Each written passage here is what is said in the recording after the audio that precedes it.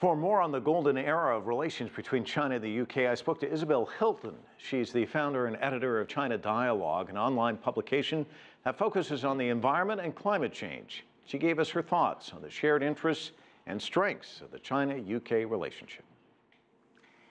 Well, the words golden era are a fairly recent innovation in terms of the British-China relationship, which goes back a long way. Britain was one of the first countries to recognize communist China.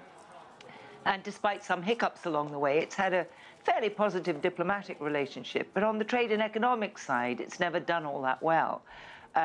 Britain has never managed to sell very much to China. For instance, the biggest trade partner in Europe is Germany, and so on.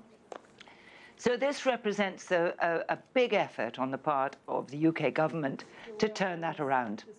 Isabel, here's one thing that I find interesting. I was just looking at the stats today. I think, if I'm not mistaken, China right now, the seventh largest, biggest trading partner with the UK.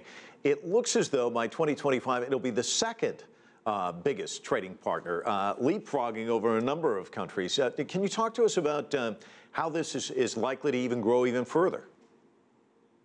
Well, that is the prediction, but, you know, we'll see, frankly.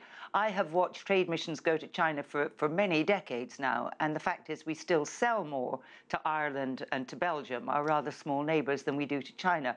What is different is that at this point, China has a lot of cash that it's looking to invest around the world, and the UK government has a lot of need for cash because it has infrastructure to build, and it has, you know, it has railway lines, it has energy, it has all, and it's a very open economy. So that if you're looking at the overall figures, what you will see, I think, is a big surge in Chinese investment in the United Kingdom, some of which has been announced today. The other thing that the UK is hoping for is to become the centre for the internationalization of the Chinese currency, the renminbi. And President Xi has said that outside Hong Kong, London is likely to be the biggest center for that.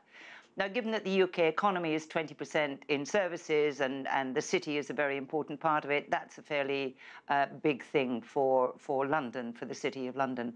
So in those terms, we can see it growing. I don't honestly see that we're going to export an awful lot more.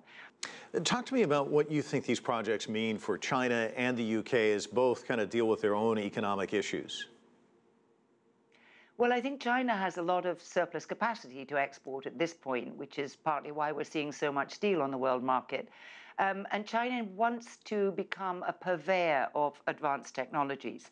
So, for instance, the promise of building a high-speed rail link in the United Kingdom is attractive to China because Britain is an OECD country. It's, you know, China can build a high-speed rail links in emerging economies, but this would be the first advanced economy to permit this, and the same with the nuclear deal. So if China is looking to gain credibility in export markets for its advanced technologies, then, you know, there's quite a lot hanging on this. It has to go well for China here, or it's not going to be so easy to make the next step.